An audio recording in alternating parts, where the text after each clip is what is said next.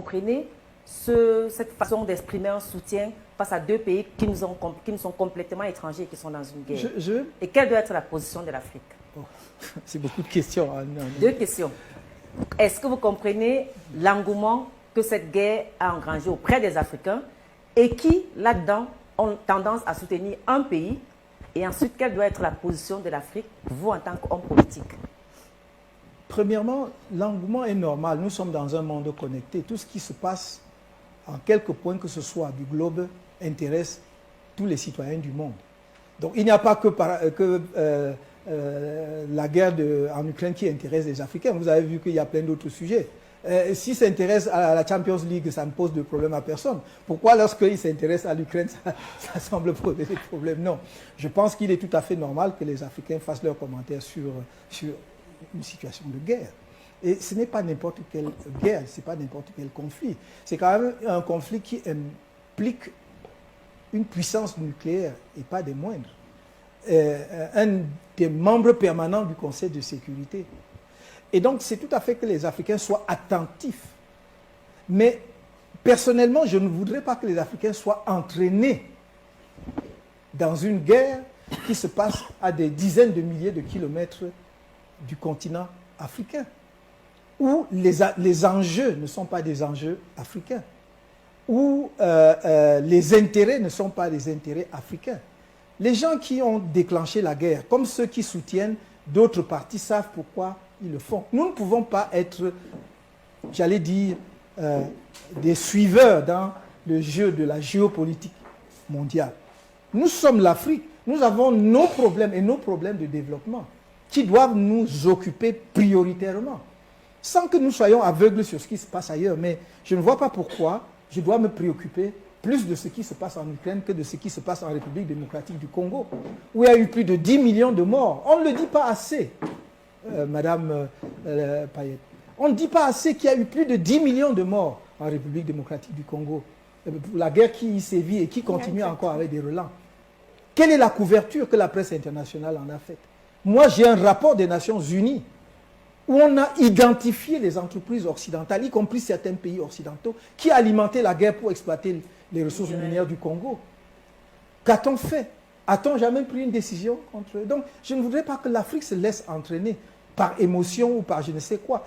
Il n'y a même pas à soutenir un camp ou un autre. Nous devons juste rester l'Afrique en disant, ok, très bien. On a fait 2 guerres mondiales. Aucune de ces guerres n'était des guerres africaines. La première guerre mondiale, c'était en Europe. Les Africains sont allés mourir là-bas. La deuxième guerre mondiale, c'était en Europe. Les Africains sont allés mourir là-bas. Pourquoi?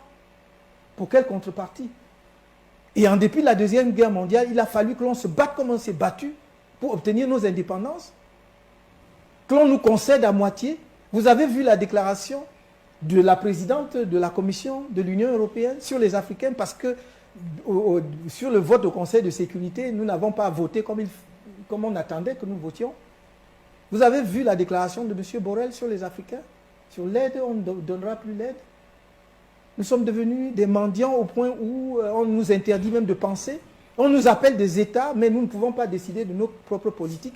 Je crois qu'il y a un problème. Il faut que nos amis, quels qu'ils soient orientaux ou occidentaux, apprennent à nous respecter un tout petit peu. Même s'ils nous trompent, mais qu'ils nous trompent avec la manière. Ce n'est pas comme ça. On ne peut pas tout le temps, justement, nous malmener de cette façon-là.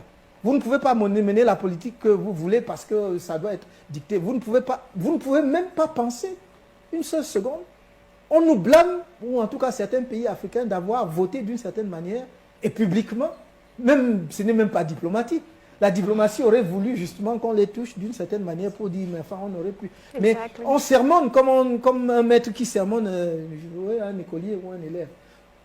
Je pense que la génération, en tout cas actuelle, de jeunes Africains n'acceptent pas cela. Ils n'accepteront pas. Et moi, je les encourage à se considérer comme étant des citoyens du monde dignes et dignes de respect. Et qu'ils doivent se battre pour que leur continent attire le respect qu'il doit avoir. Et on ne peut l'avoir, comme je l'ai dit tout à l'heure, qu'en maîtrisant la science et la technologie qui est vecteur du développement économique. La Chine est devenue la deuxième puissance économique du monde en 30 ans parce qu'elle a compris qu'elle n'était pas prête, après la mort de Mao, Deng Xiaoping, a dit, voilà, nous sommes un pays qui est communiste, nous avons fait l'expérience, ça ne nous permet pas d'aller vite. Il a créé justement des poches, ce qu'on appelait des zones de développement économique spécial, 6 zones de développement économique spécial, où on a attiré la technologie et le financement. Ça a permis à la Chine, puisque les gens n'allaient pas en Chine, de se développer en vase clos. Le jour où ils ont ouvert les portes, on a compris que c'était devenu une puissance économique. Mais une faiblesse de la jeunesse africaine, une de nos faiblesses même de nous Africains, de manière générale, c'est qu'on parle trop. On parle, on vocifère. Dès qu'on tend le micro, l'Africain court et vocifère. Ce n'est pas ça qui change la donne et la face du monde. C'est le travail. C'est avoir une stratégie, une vision et de se mettre au travail pour réaliser cette vision. C'est simplement à ce prix-là.